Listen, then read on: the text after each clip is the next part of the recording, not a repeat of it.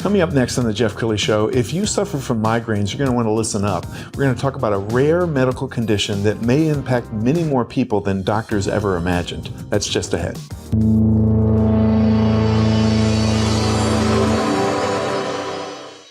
Many are predicting that the worst is yet to come, which is unfortunate, said one person here. Until now, they've enjoyed the reputation of being the nation's icebox. Watched a burglar in his home this morning by webcam. As a journalist of over 25 years, stories are what make my world turn. Reporting live from the Dallas newsroom tonight, Jeff Crilley, Fox 4 News. But in 2008, I took the jump from my familiar life and started a PR firm from my home. We're talking about anyone with a camcorder like the one I'm using becomes a television network. We started slowly growing the company, and we now have over 100 clients, and we've branched into the world of live digital broadcasting. I now own 8 different TV studios and have a huge team, and the stories that I now get to share are sometimes the most important of my life. Life has a funny way of coming around full circle. This is the Jeff Crilley Show. Well, millions of Americans suffer from migraines, and many of them are just taking aspirin every day, Tylenol, a cocktail of medicine to try and cure this. But there's a rare medical condition that we're going to talk about today with Sheena Sharapata. She is with marketing events for Randall Reed Ford. And you glow, but for many years you were masking a pain that the world didn't know about. Tell us about the condition. Yeah, so basically I grew up playing soccer and had 8 concussions from played competitively. And towards the end of everything, I actually started getting vertigo, some blurred vision. My whole arm would kind of tingle and go numb and made its way into the nose, tongue, teeth, and a ice pick pain to the eye. And then when I went to the doctor, basically all my imaging was clear. And they told me that I had migraines with aura. And as I got into my 20s, I started getting some additional symptoms that we can cover, and turned out that it was called trigeminal neuralgia, which is misdiagnosed, it appears, by many doctors. When did you first hear that term? Oh, gosh. So I ended up in my 20s getting some worse symptoms. And I had crazy pressure in my head. It felt like I had this like vice around it, that my eyes were going to pop out, and ringing in my ears. I had little floaters in my vision, horrid nerve pain here. I would just kind of push right here and at the base of my neck, and it would feel really tight. And about 2 years ago, I actually started getting little zaps in my eye and stabbing pain in my ear. So I went back in locally here in Dallas, and all my imaging was clear again. And thank goodness my parents came to my appointment, and my mom actually said, my sister has trigeminal neuralgia. Can we rule that out? Wow. How did so many doctors miss this? Well, typical trigeminal neuralgia, which you've got 12 cranial nerves in your head, and your 5th nerve runs like this. And if you have a blood vessel that's sitting on your nerve, that's what's known as trigeminal neuralgia. And if you Google this, it says you have nerve pain in your teeth, shocks in your teeth. You can't even touch your face because it is such electrifying pain. And it's known as the suicide disease. And I didn't have any of those symptoms. I never had the teeth pain, and I never had the sensitivity. So if you actually go to a doctor and say, you know, I want to be checked for trigeminal neuralgia, if you don't have teeth pain, then you're just dismissed by a lot of people. Now, you went in for surgery, and we've got some pictures, and boy, that looks like a intense surgery. Did you experience instant relief? Yes. So basically the surgery, it's called a microvascular decompression, which is known as a MVD.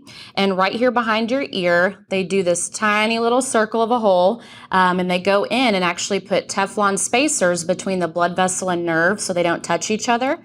And I had 2 spacers on put in here. And then I actually found out I was bilateral and had the same procedure done on the other side. And apparently only 2% of people have it, and that was me. And instantly for me, the shocks were gone, but obviously through healing, I had some shocks and some nerve pain that would be here and there, but that's typical. What was it like to wake up without pain for the first time in your life? The biggest thing for me was the pressure. I even went to several eye doctors thinking I had something wrong because the pressure in my eyes, they felt like they were going to literally like pop out of my head. And then that huge vice. So waking up and having no pressure, it was just like this relief. And a lot of anxiety and depression actually comes with this. Trigeminal neuralgia is known as the suicide disease. So it's like once that pressure is alleviated off that nerve, you just have this calmness over you. So almost to just feel relaxed. I mean, I can't even, after living that way, that was my normal. And you were telling me before we went on that no one at Randall Reed knew. You were just kind of the tough little soldier who went in, even if you were in excruciating pain. But now you're on a mission to educate the world because you're convinced that a lot of people who have migraines may want to get this checked out. Yes. So everyone at work, they knew I'd have headaches at times, but, I just kind of toughed it out, and I was taking BC powder, 3 of those a day, and eventually I got on rizatriptan, which I would take at night, and then we do a lot of events for veterans and first responders, so that basically would push me to keep going, and once I got those events done, I would go home and just sleep and crash and, just tried to make it through to do work. But now I'm starting to see, I've been posting my whole story on social, and all these people are reaching out, and it's saying that they have my different symptoms. And my coworker, who's a Marine veteran, actually heard me talking one day because I felt like I had something moving right here in my temple. And he goes, I have those symptoms. What's wrong with you? And he got the imaging, and he has it, and he got the surgery. Wow. I applaud you. I get goosebumps when I hear your story because I think you're saving so many lives, and doctors are good people, but they can miss stuff. So tell us about you've been sending a lot of business to a particular neurosurgeon. Yes.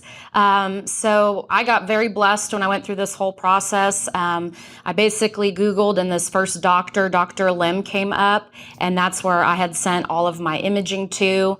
And he was able to find the one place touching, which they call a compression, where the blood vessels on the nerve, on each side. And then he actually, after they placed the Teflon, looks for additional compressions. And I had another major one on each side.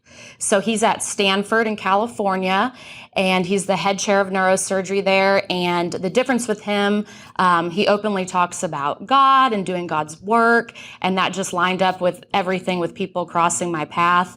And he just is so caring and compassionate. So we're just known that when we go to these doctors, a lot of times they don't listen to you, and you're meant to feel that you're crazy. And when you finally get that validation through him looking at the imaging and saying, yes, you have a compression, you're a candidate for surgery, that's everything. So do they have to fly to California, or they could get imaging locally and then send him the pictures? Yeah, so what they do is you can actually reach out to them, and then they'll set up a virtual consult, and then you're able to get the local imaging and then upload it to a link directly to them. And then they're able to access the imaging and then do that Zoom and then be able to tell you if you do have that compression and if you're a candidate for the surgery. How many people have you saved so far? Oh, gosh. It's all a God thing is all I can say. Every day people keep crossing my paths, and now I have friends tagging me in posts on Facebook. So I've sent over 100 people. That's amazing to me. More than 100 people. And, yes. and I mean, you may be the only person on the planet who's beating this drum and telling the world, hey, listen, this is serious, and my life has been greatly improved by getting it checked out, and you can too. Yes. So the person watching right now, we got about a minute left. That's your camera there on the right. So, talk to the person with the migraines who is saying, wow, I wonder if this is me. Yes. The biggest symptom that you can have is if you start getting little zaps. People call them a zap, a spark, an electric shock. If you're getting those in your eye or in your ear, any stabbing pain, definitely reach out and see. And getting an MRI or a Fiesta MRI and getting that to Dr. Lim. My cousin actually went to a hospital and said, my cousin has this, my mom has this. They read her imaging as negative, and when she sent that to Dr. Lim, he found 2 places touching, and she had surgery as well. So many are not educated in reading the imaging or these other symptoms, and you have to be your biggest advocate in this. We're going to put up the contact information and leave it on the screen for just a little bit so people can copy it. But does it run in families? So there's nothing typically or technically linking everything, but obviously me, my cousin, my aunt all have this. And then there's several other girls, we call each other warriors, and we have the MVD surgery. And several of them have multiple people in their families. So it appears that there's this possibly a hereditary component, and that a lot of people, it stays dormant. And then when you have that trauma of a car accident, a concussion, root canal, tooth pulled, that's what's flaring everything. Wow. Well, I'm so proud of you for shouting it from the rooftops right now. And I try. Not keeping this the best kept secret ever. And thank you for sharing your story. Thank you. Thank you for having me. And I appreciate this, as it's considered this rare, disorder. And there's a lot of us now getting surgery and like shouting from the mountaintops. So we're hoping we can just continue to impact and help people out there. Outstanding. Sheena Sharapata, thank you for coming into the studio. Thank you. You bet. That's it for now. We'll see you next time.